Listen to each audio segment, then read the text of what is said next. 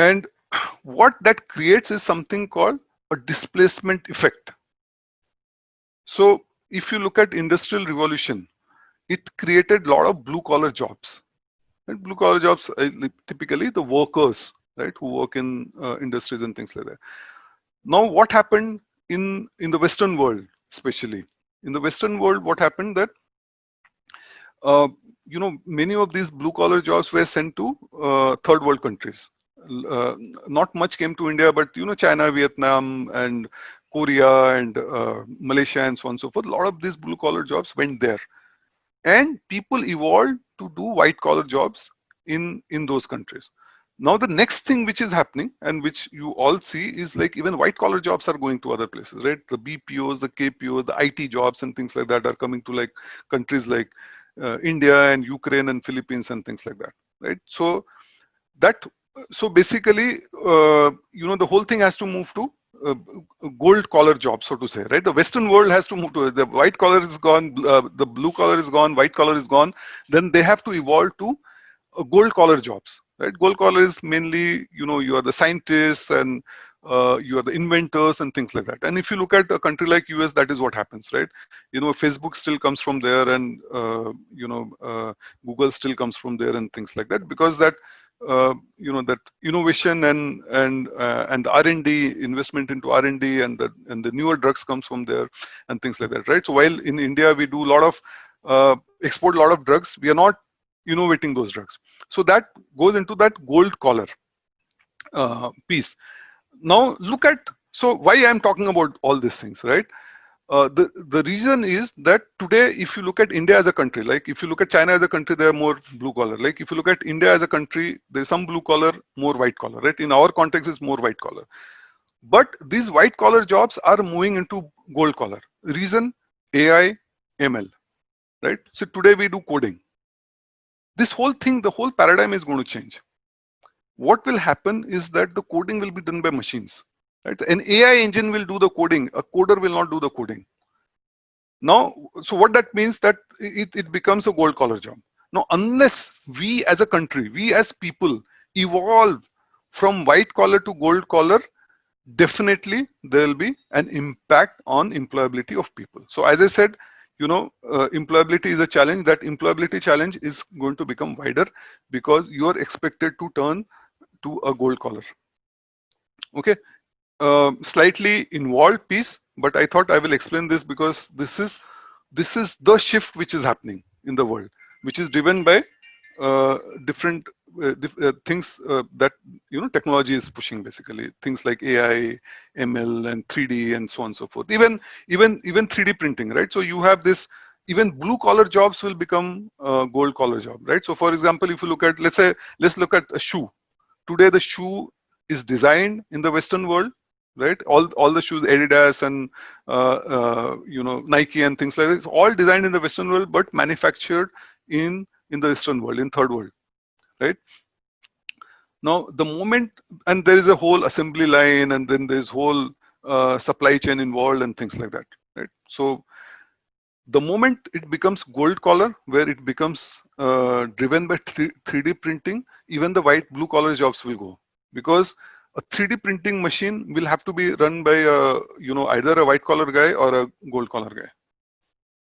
So this whole thing is changing. So now jobs might shift back to the Western world, is the point here. And unless we evolve with this changing paradigm, we will find it very, very difficult.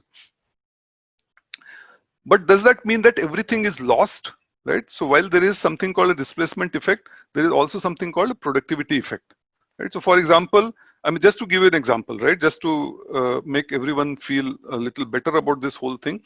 If you look at uh, the Americas in 1790, right? 90% of the people were engaged in agriculture. If someone had said that time that in 200 years only 3% of the people will be engaged in agriculture, it would have been unbelievable thing, right? But that is the reality. Less than 3% of the people are engaged in agriculture today, right? Similarly, technological revolution not necessarily drives down the employment and things like that. If people are able to go to the next level and things like that, it actually means more jobs and much lower level of unemployability, right? So this is example of Bavaria, where because of which is one of the most technologically advanced regions in the world, the unemployment is only 2.6%, and where the technological revolution has actually pushed a lot of things. So if we evolve along with what is happening at this point of time, we will still see growth in the IT industry, but we have to move from traditional coding capabilities to do things on the data side, which is AI and ML and things like that. That is the summary of the whole thing. So just to summarize what I talked about today, IT industry remains strong. There is no doubt about it, right? At the same point of time, the gap between industry and academia is widening because the requirements on the industry side are changing and evolving. There are various options available, but these options are available for the employable people. I think it is very, when you are getting into this industry and when you are starting your career and when you are moving up in your career and so on and so forth, I think KYS, know yourself, is one of the most important pieces. Now, while I said IT industry remains strong, the direction of the growth is changing. The direction is very different from what it was for last 20 years. And you have to continuously reinvent yourself, unlearn, relearn new things if you want to stay in the race or if you want to stay ahead of the curve, so to say. This is the whole thing. I am open for questions. I think it's already 7 o'clock, but I'm more than happy to answer any questions. Yeah, we all welcome to the question answer portion. And first of all, I will thank you for really valuable input we got today. Even I got today because I'm taking communication skills. And basically, you have given the specific way and thought process also for us. That is articulation and then even attitude and aptitude. So I think if we work on each and every area, and even you have given very much clear idea about white collar, blue collar to white collar to gold collar. Really, I think it is eye opening. And now we will open the questions. Even if you want to ask, you can. Can we close so that it will be interactive? Close the sharing? Sharing. Okay, I can do that. Anything else you have now? No, this is the last slide. Okay, that will be more interactive so that people will get connected. Sure. Okay, I will stop the sharing. Yeah. So here you can ask anybody, you can raise so that I will call the name. Even you can react also with thumbs so that जिन्होंने भी यहाँ पे questions पूछे हैं, so they can ask. Someone asked prospects in cyber security. Right. So I think cyber security is one of the one of the most interesting and challenging areas at this point of time. So we all know about the different things which are happening. There are like cyber attacks. There are phishing attacks, and so on and so forth. So while individuals get impacted by all these phishing attacks and so on and so forth, but there are large corporates which are under continuous threat, and the key reason for that is because we live in a connected environment, right? So there is no system in the world, or there are there are no entities in the world which are not connected, right? Everyone is connected. So it's very important that you keep yourself secure. It's like address of your home is known to everyone. Now, do you have enough security to make sure that you are not attacked? Even if you are attacked, you are protected. So there are hackers, the bad people who are like continuously trying to do things. The very interesting thing happened just 2 days back. So the hackers hacked accounts of many well-known people like Bill Gates and Elon Musk and things like that, and they put a post on Twitter saying that if you send me $1,000, I will double the amount. I will send you back $2,000. And then they were taking the money in terms of Bitcoin.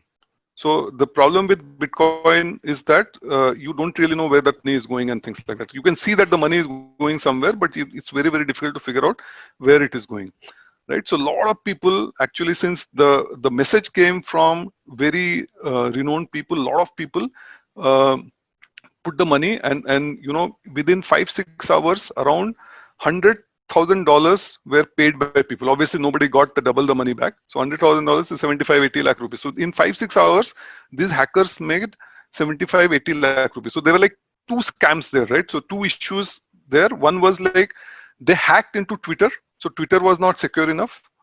And then on top of that, the second scam was that people started paying, right? So there was a wallet address where people started putting Bitcoins in the hope of getting double the money back. Obviously, that did not happen. So these kind of things. So this is the latest example, right? So there were like 2-3 years back, a lot of money was siphoned out of some of the Indian banks.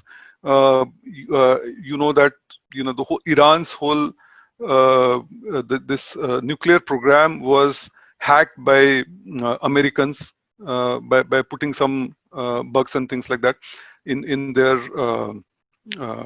programs, right? So that the uranium enrichment plants, they were running at higher speed, and that kind of basically not only screwed up with the results, but that also made sure that those plants went out of order very fast and things like that. So a lot of things which are happening. And so while there are people on the hacking side, there have to be people on the positive side of it, right? And that is where this whole cybersecurity comes into picture.